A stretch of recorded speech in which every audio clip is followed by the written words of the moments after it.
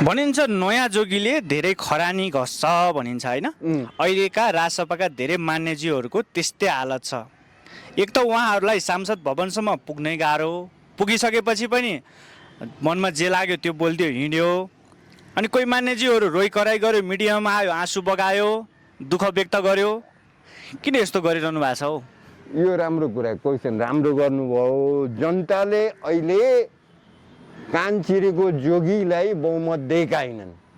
यी कानै नचिरेका हुन्। यिनीहरूलाई गोरुलाई दाउँछ नि त्यसरी दाउन नपुगेको क्या। जोत्नलाई त गोरु दाइन्छ नि, हामी त पुरानो मान्छे हो क्या। दाउन नपुगेको यिनीहरूलाई दाएर बालन सरकारले, रविले, सुदनले, जो यो टिम छ नि मन्त्रीमण्डलको टिम, यिनीहरूले दाउनु पर्यो क्या। यी अहिले कहाँ हिँडेछन्, बजेटको लागि पनि हिँडेछन् क्या। यी फाल्तु सांसद कहाँबाट कमिसन खाम्ला, कहाँबाट के गरौँला। यी त हामीले जनताले हेरिरहेछ नि त। यी भुक्का त होइनन्, तर पढे लेखेका सांसदहरू, यस्ता प्रकारका सांसदहरूलाई बालन शाहले कस्नु पर्यो, कस्नु पर्यो, जोताउनु पर्यो। हलीले गोरुलाई जसरी हलीले जोताउँछ नि त्यसरी जोताउनु पर्यो क्या। बालन भनेको हली नै हो देशको। ती गोरुहरूलाई ठेकाना लगाउनु पर्यो बालन सरकारले। धेरै देखियो क्या। अहिले 4 महिना भइसक्यो। 4 महिनामा असल हिसाब किन भन्दाखेरि यहाँ त विस्फोटन गराहन्। तर म भन्छु प्राय जसो काङ्ग्रेसबाट पनि गहन ट्यालेन्ट केटाहरू, माओवादीबाट पनि गहन, काङ्ग्रेसबाट पनि गहन, राजसभाबाट पनि गहन। तर यो काम गरौँला भनेर गएका हुन्। त्यहाँ क्लास मिलेन क्या। क्लास मिलेन। क्लास मिलाउनु पर्यो बालन सरकारले। यसरी देश छाडा छोडिदिनु भएन। देशका नेताहरूका जथाभावी बोल्नु त होइन नि त, काम गर्नु पर्यो। हामीलाई त काम चाहियो हो। ल हेर्नुहोस्, अहिले blue level, black level, red level प्लेनबाट आउँछ भने यो ग्यास आउन सक्दैन त। आवश्यक चिजको अहिले पनि म मिडियामा हेर्छु क्या। जसरी रक्सी पसल हेर्नुहुन्छ नि, black level, red level, blue level, यो दुनियाँभरका रक्सी सजाएर राखेछ नि, प्लेनबाट आउँछ तिनीहरू। त्यस्तै ग्यास सजाएर राख्नुपर्ने क्या अहिले जनतालाई। ग्यास सर्टेज छैन नि। ग्यास अहिले पुरा ब्ल्याकमा नि। एउटा सिलिन्डर बेच्यो भने 1000 आयो, ब्ल्याकमा बेच्यो भने कालो बजारी छ। यो पहिलाको क्या बानी परेको। अनि यस्तो कालो बजारीलाई यो 2 तिहाईको सरकारले किन छापा मारेर घोक्री ठ्याक लाएर ल्याउन सक्दैन? यो गर्न पर्यो। त्यहाँ मेसेज पनि पुगेन। जस्तो नेपाल के सरकारलाई मेसेज पुगेन भन्नु खोज्नु भयो? सरकारले हेर्नु हुँदैन सोशल मिडियामा होइन। मेसेज सबै ठुला बडाको हेर्नुहुन्छ जस्तो लागेको बालन सरकारले। हामी सानाको पनि हेर्नुहोस्। अर्थी भनेको घरतीको पनि सुन्नुपर्छ क्या। एउटा कुरा क्या, अर्थी भनेको घरतीको पनि सुन्नुपर्छ। मान्छेले त्यसै भन्छ। बुढो रुखको आगो ताप्नु, बुढो मान्छेको कुरा सुन्नु भन्छ नि। मलाई अनुभव छ क्या। म त धेरै चुप्प लाएर किन बसेको भन्दाखेरि म नेपालको नागरिक, दुर्गम क्षेत्रको म 4 दिन 5 दिन हिँडेर नुन बोकेर खाएको व्यक्ति हो क्या। म नुन बोकेर खाएको व्यक्ति हो। तर अहिले त भइसक्यो त, हामी अझै पनि नुन बोक्ने। यो ग्यासलाई स्टिकर लगाइदिनु पर्यो क्या। नेपाल लोगो यहाँ कतिवटा ग्यासका नाम छन् तपाईँले हेर्नुभएको छ? धेरै छ। भानु ग्यास रे, नेपाल ग्यास रे, श्री ग्यास रे, 50वटा ग्यास। यो कमिसन खोरको लागि ग्यासको नाम त 2टा राखिदिउँ न। एउटा जनता ग्यास राखिदिउँ, एउटा व्यापारी ग्यास राखिदिउँ न। एउटा नेपाल ग्यास राखिदिउँ। नेपाल ग्यास त्यही भनौँ न। 2टा ग्यास राखिदिउँ त। व्यापारीले किन्छ, त्यसलाई अलि उनीहरूले किन्यो भने चेन्जै गरिदिउँ न सिलिन्डर। एउटा जनता ग्यासको अर्कै सिलिन्डर, व्यापारी ग्यासको सिलिन्डर अलग गरिदिउँ। जनतालाई स्टिकर लगाइदिउँ। सरकारको ग्यास बनाइदिउँ। सरकारको ग्यास बनाइदिउँ। काम गर्नेको तरिका चाहियो क्या। लुक्दैन नि। स्टिकर लगाइदिउँ। कति राम्रो कुरा गर्नुभयो सर। स्टिकर लगाइदिउँ। प्रत्येक सिलिन्डर त हामीले बनाउने होइन, आउने हो बाहिरबाट। हामी ग्यास पनि बाहिरबाट आउने हो। त्यसमा स्टिकर लगाइदिउँ न। यो खाली ग्यास कसरी भयो, यो भरि ग्यास किन जनतालाई गएन भने त्यो त सामान्य कुरा हो नि। तर ब्ल्याक बजारी क्या, यो पहिल्यैको सिस्टममा चलिरहेछ क्या। तर यसलाई खोताल्नु पर्यो बालन सरकारले। यो गर्नु पर्यो क्या। रक्सीलाई डिपो बनाएर बरु ब्ल्याकमा बेच, हामीलाई मतलब भएन। सर्टेज गर, जे गर, यसरी पनि नराख बजारभरि रक्सी। दुनियाँमा रक्सीको डिपो हुन्छ क्या, ठेका हुन्छ। बरु रक्सीको सर्टेज होस्, रक्सीको सर्टेज हो नि। त्यस्तो सुन्न पाइयोस् न, होइन? हो, यो सुन्न पाइयोस् नि त। तर यहाँ त अत्यावश्यक ग्यासको सर्टेज। अत्यावश्यक चिज तपाईँले हेर्नु न, डिजल, पेट्रोल, मट्टितेल सर्टेज गर्ने, खाना पकाउने ग्यास सर्टेज गर्ने, रक्सी चाहिँ लिगल अहिले भर्खर 2 मिनटमा जानुहोस् त, 2 सेकेन्डमा ओर्लिन्छ रक्सी छ। मान्छे बिगारेका होइनन्। त्यही मैले भने नि त, छिमेकी मुलुक बिहारमा नीतिशले अझ पनि शराब ब्यान गरेछ क्या।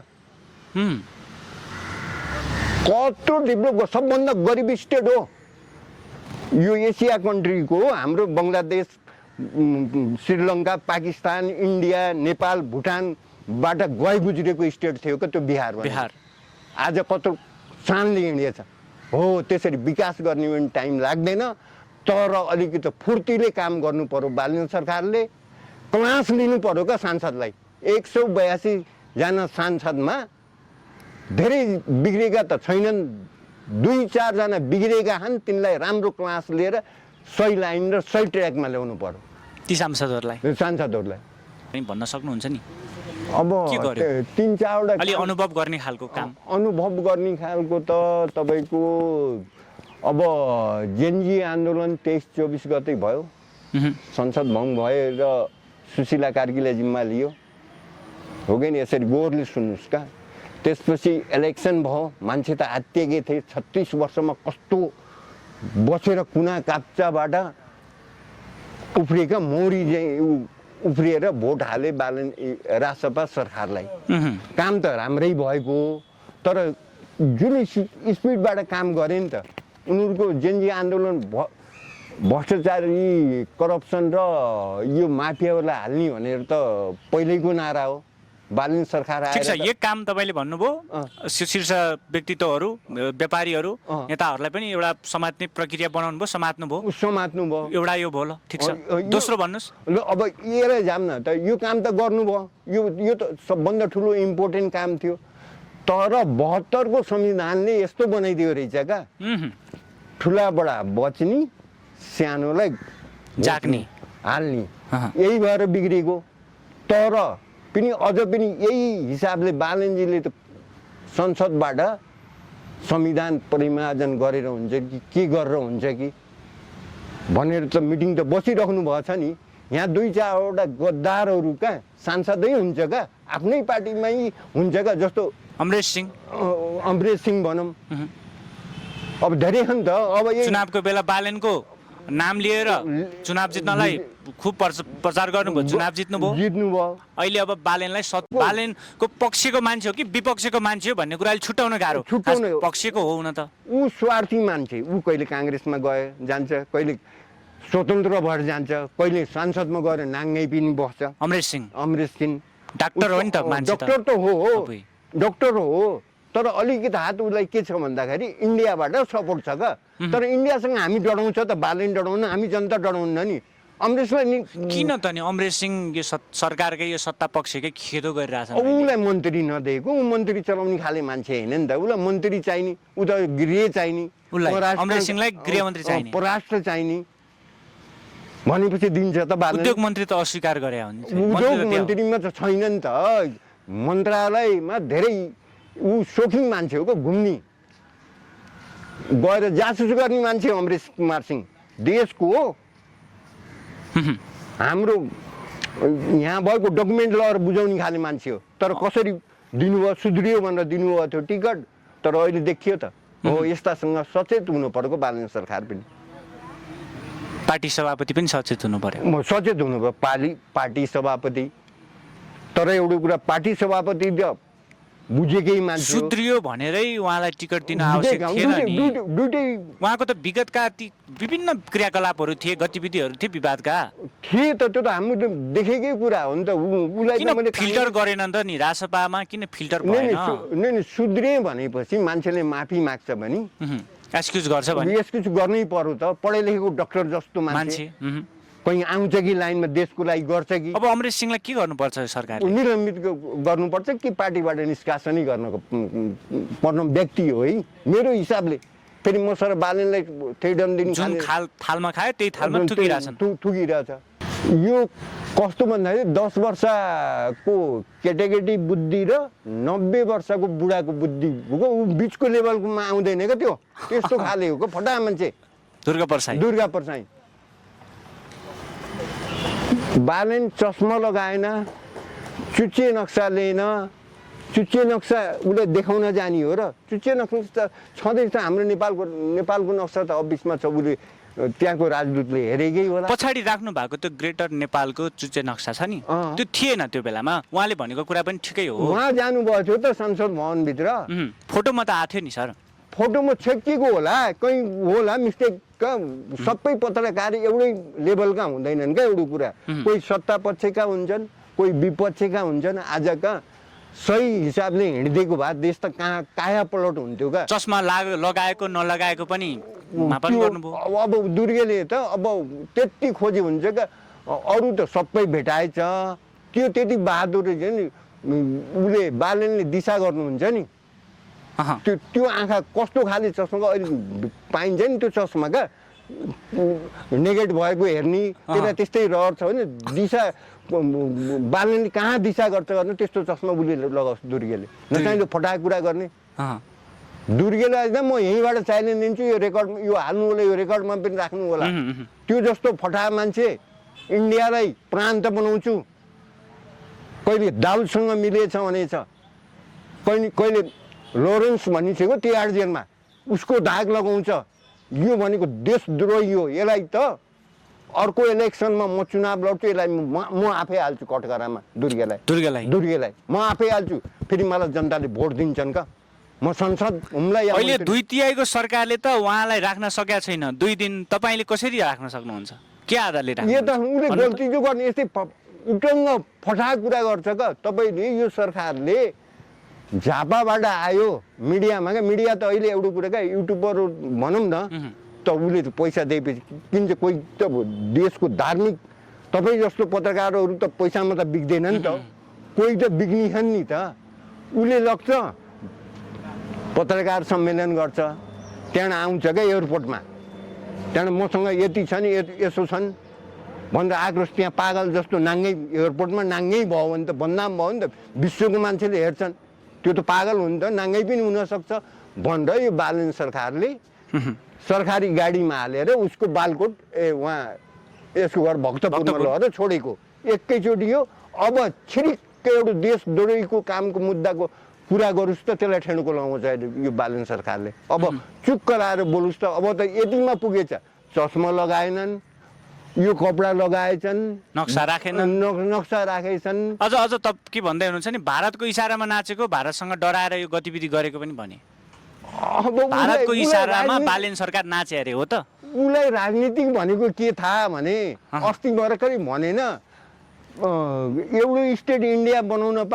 मैले दिल्ली पनि देख्थेँ कलकत्ता पनि देख्थेँ बम्बे पनि देख्थेँ भनेको थियो क्या त्यसले त इन्डिया देखेकै छैन त इन्डिया कस्तो भूभाग छ के छ भन्ने कुरा त देखेन उसले जे पाए त्यही बोल्ने खाले हो क्या दुर्गे त्यही सिलगढी देखेछ अस्ति त्यही केपीलाई थर्काउँदाखेरि आसाम भन्छ क्या गुवाहाटीतिर गएर शरण लिएर आएर यहाँबाट छुटेको त्यो छुट्दाखेरि हिरो भन्यो क्या तर गल्ती दुर्गेको थिएन केपीको थियो त्यो छुट्दाखेरि पैसा थियो माफियाको पैसा छुट्यो त्यति हो दुर्गेसँग बालेनको तुलना पैसाको कारणले छुट्यो पैसाको अनि यो 2/3 सरकार पनि पैसाको चलखेल हुन्छ होइन उसले त कामै गरेन अहिले त्यो बोल्ने मात्रै हो क्या बालेनले गर्छ बालेन सरकारले गर्छ स्योर गर्छ क्या धैर्य राख्नु पर्यो सपोर्ट जनताको पुरा सपोर्ट छ 3 करोड जनताको 3 करोड जनताको आँसु बालेन सरकारले बगाउनु भयो भने उहाँ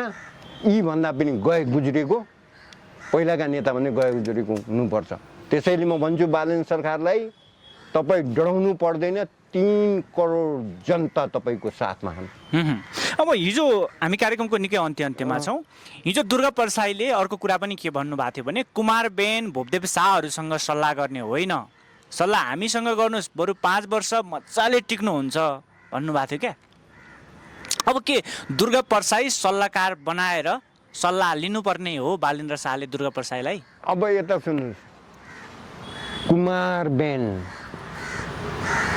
असीम शाह भोगदेव शाह यी पढे लेखेका विद्वान यो दुर्गे भनेको एउटा झाडु लगाउन पनि नसक्ने खाले मान्छे हो। लोकसेवाबाट कामको लागि लियौँ भने यो त केही पनि काम नआउने मान्छे।